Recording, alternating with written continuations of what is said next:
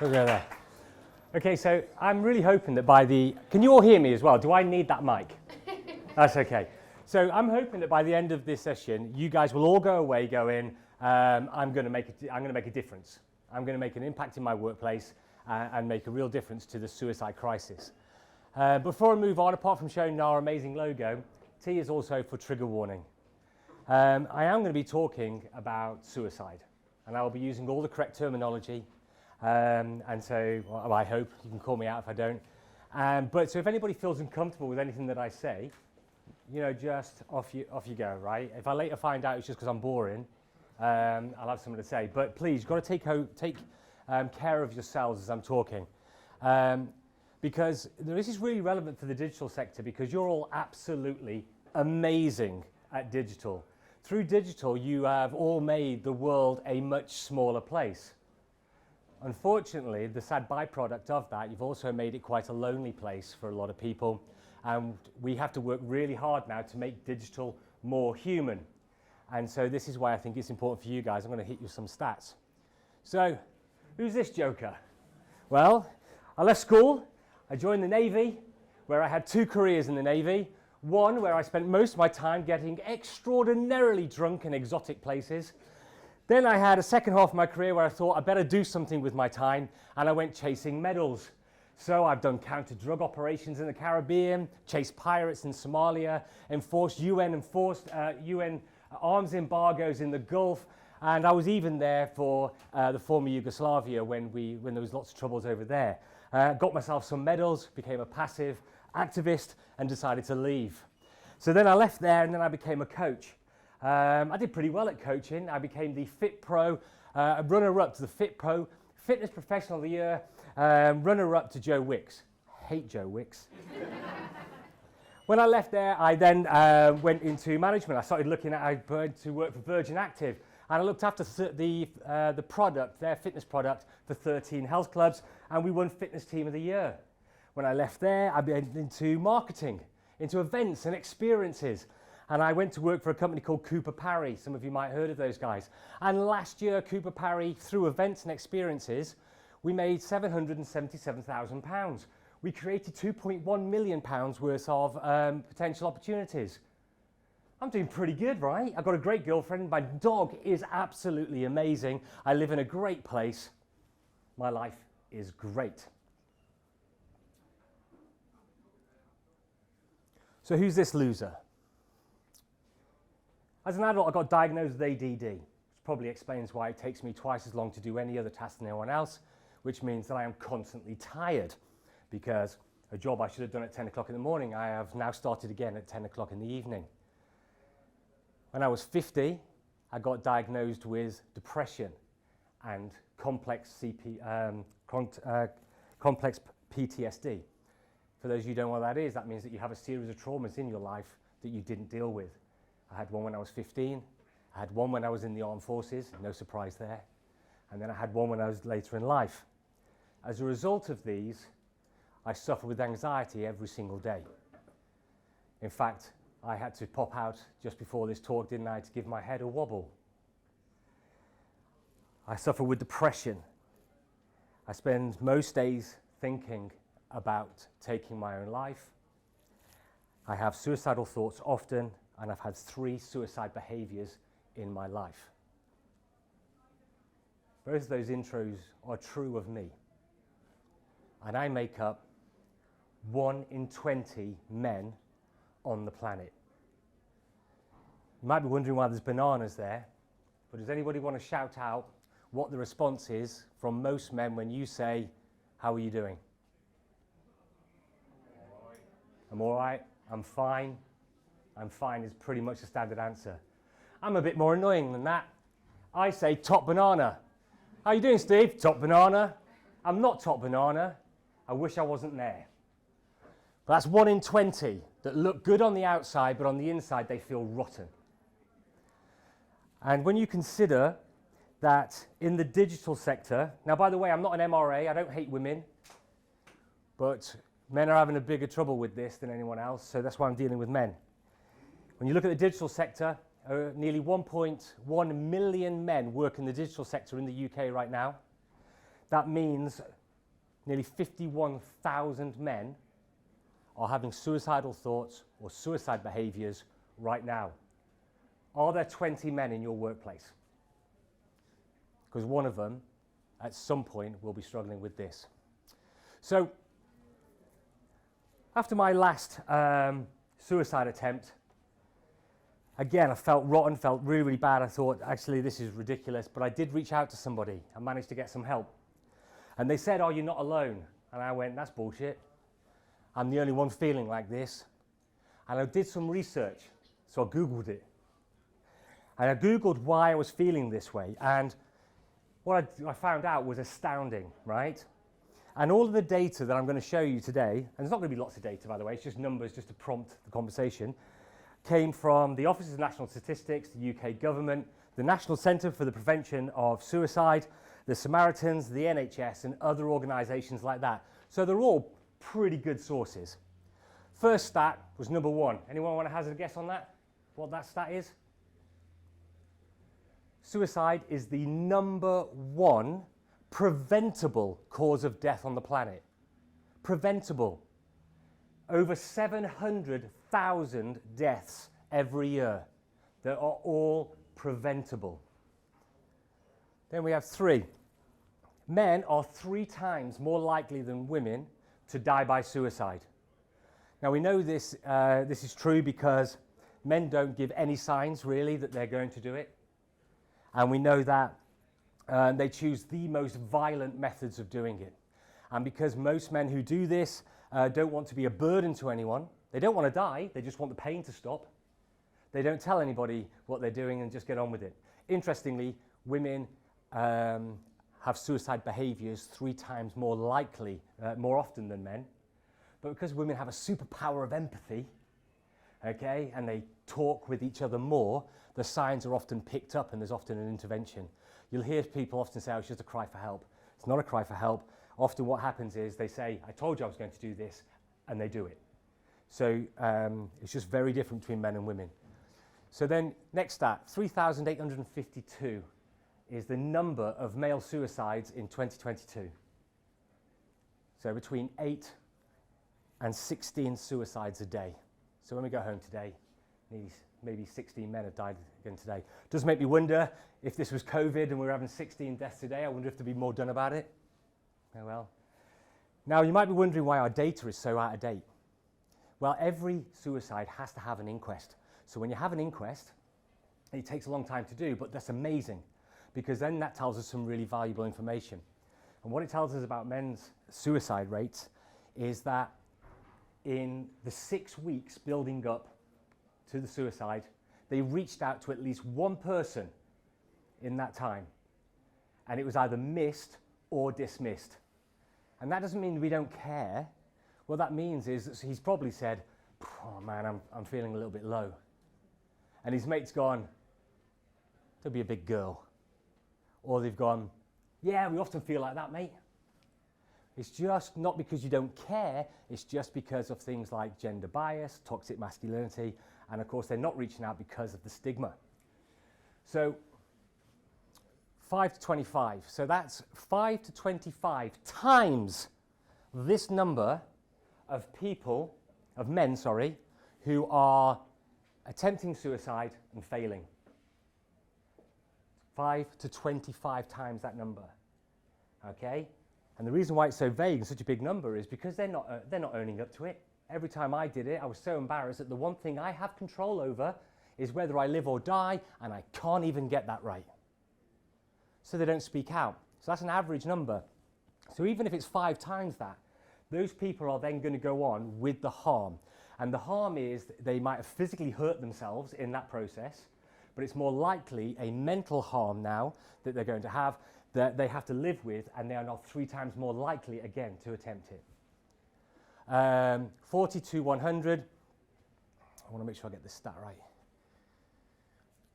right. 40 to 100 is again the times of this number, okay, who will then go on to do it again. Where's that number come up? 5. Okay.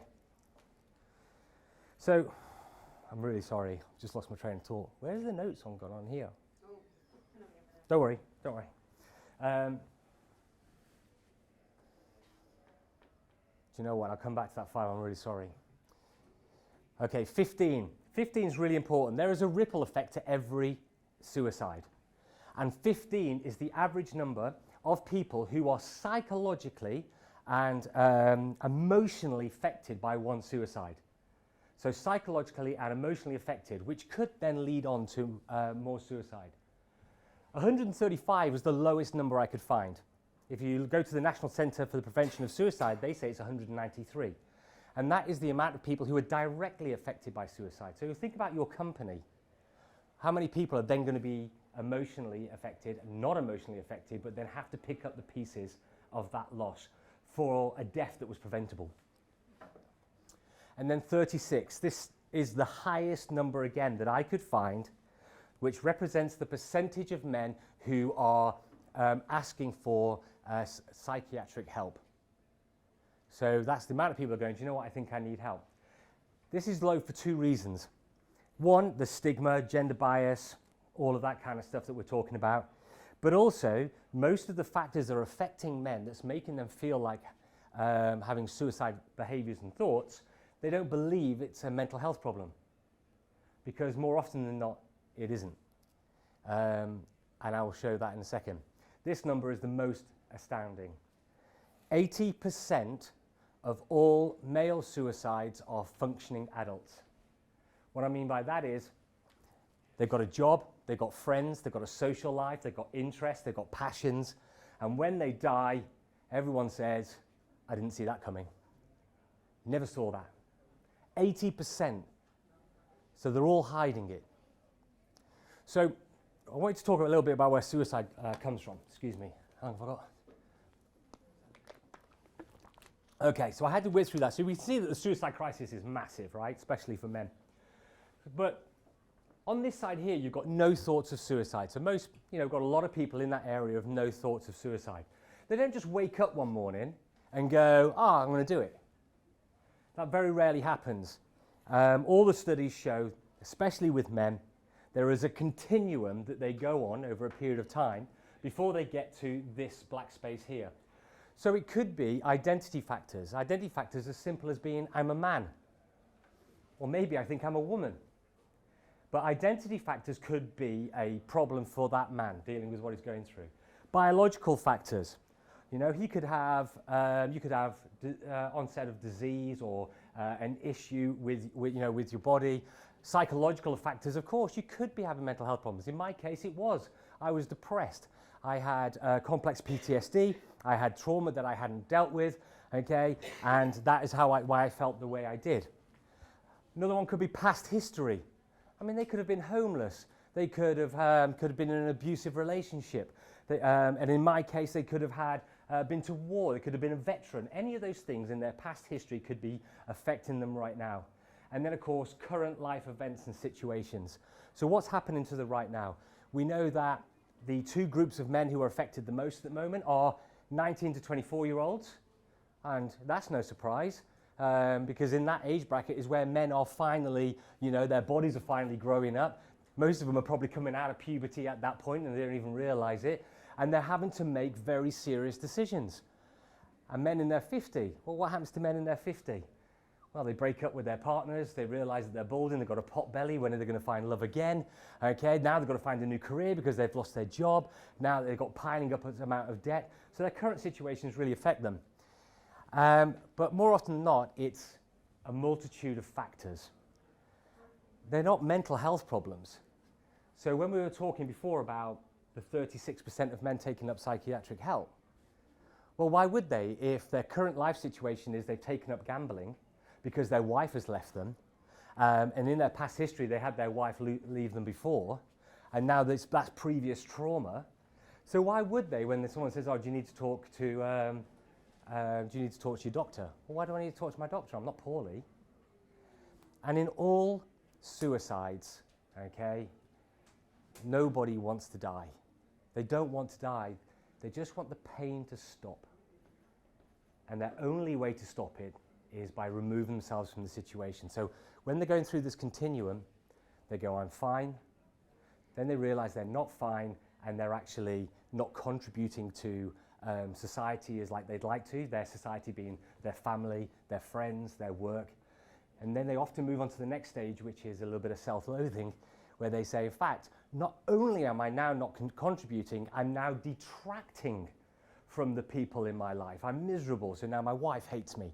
And all these things going on. I'm not doing my job properly at work. And, you know, Bob at work's having to pick up the pace for me. All of these things. And then you end up in thoughts of suicide. The best thing I could do now is just end it, because the pain will stop and everybody will be better off. So you start planning it. In almost all cases of male suicide, it's been meticulously planned for months. Most men, because it's that masculine energy, and you know I keep saying most men because there are a small percentage of men who have feminine traits, okay, so they don't do it like this. But most men, they all go, I want to be the least amount of burden I can be, so I'll plan it. And yes, you know, you've got to look out for things that they might be doing, which I'll talk about in a second. Then their preparation, their planning, they've planned it, now they prep it, and they go through certain things that most of them do to make sure that they are going to be the least amount of trouble when they go. And then they move into suicide behavior. There's only two outcomes for suicide behavior. You die, then the ripple effect starts, or you have a life with harm. And that harm could be, it was a failure of an attempt, and now you live with the physical aspects of that, psychological harm, so then that carries on. And you're much more likely at that point then to have another attempt. So remember, you're 1 in 20. They're feeling rotten in the inside, okay? But on the outside, they're looking really good. And this banana's not asking for help, because first of all, they don't know where the help is. That's a small portion. 2, they'll feel vulnerable if they do ask for help, because if you were in a company and you had an open door policy, they're not going to walk through the door because there's people behind them who want their job, and there's promotions they want, they're not going to get that job. Now, we know that might not be true, but that's the stigma, that's the perception, that becomes reality. So we've got to do something about it, because a banana might be rotten in the moment, okay? It might be going a little bit bad, but we can make banana bread. You know, you've heard the phrase when we make lemons. When someone gives you lemons, make lemonade. Well, you know, let's make banana bread, okay? Let's get together and start supporting our men. And I'm going to give you some guidance on this, because I had this done for an anthology that we're doing about my last suicide attempt that we're doing with Derby University. And this image, I mean, I don't know how obvious it is. I don't know if you see it right. In here is all very dark. Of course, got my banana. But in the distance, if I got onto the right track, I would be able to, you know, see the light and get some help. But I can't do it on my own. And so what we have to do is we have to coax people, the people that we might know, okay, to go and get help. So we need to be very much aware of our environment. And what I want to do now is try and help you understand what you can do today. This talk I'm doing today, this Tough Talks, is a light version of the one we do in businesses. So I want you guys, remember you are all working in that digital space. So we all have Teams meetings much more often than we have live meetings, right? And before that, we always used to have phone calls. So I want you all to encourage to make the interactions you have with other people more human. So if it could be a phone call, can it be a Teams call with your cameras on? If it can be a Teams call, can you meet in real life? You know, if they are literally 50 meters away, don't Teams them. Go over to their desk and ask them a question, because you might hear something that might really help you. You might have a man, oh, 1 minute, damn it. You might have a man come into your space, okay, and you say, listen, I really needed that report by yesterday. And they say, well, it won't matter next week. What does that mean? You might have somebody who's generally flipping miserable, and then he comes in and all of a sudden he's really, really chipper. You need to take the time to ask him why he's so happy. Because in a lot of cases, when a man makes the decision that they're going to end it and his planning is done, he's got nothing else to worry about. So he's happy. Things you can hear. What do you see? Are they unkept? Are they late more often? Are they drinking more? What do you see in changes in people? Not just men, in people. So it might be worth a conversation. Next, what do we know? Do we know that this person has just been divorced and they've just told you that they are going to the casino quite a bit? Have they started with poor habits? Have they started smoking? Have they stopped going to the gym? What do you know about that person? And if any alarm bells are going off in your head, we need to be brave. Be brave. If for whatever reason you think there is a problem, be brave, do something about it, because you'd rather be wrong and embarrassed than right and feeling guilty. And so to be brave, I've got the wrong, to be brave, it could be something as simple as, I'm too worried to approach you, sorry I'm putting you on the spot, okay, but your boss, okay, should be able to do something about this. I tell you what I see, hear and know, and then we'll get some help for you. If you are brave, a really great tip is to ask the person out straight. Don't fluff around about it. If you ask most men who are having suicidal behaviors, if you ask them, oh, are you thinking about hurting yourself?